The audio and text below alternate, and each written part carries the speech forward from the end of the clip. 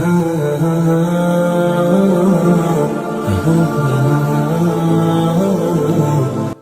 اللہ الرحمن الرحیم۔ حضور اکرم صلی اللہ علیہ وآلہ وسلم کا ارشاد ہے، تمام اعمال کا دار و مدار نیت پر ہے، اور ہر عمل کا نتیجہ ہر انسان کو اس کی نیت کے مطابق ہی ملے گا۔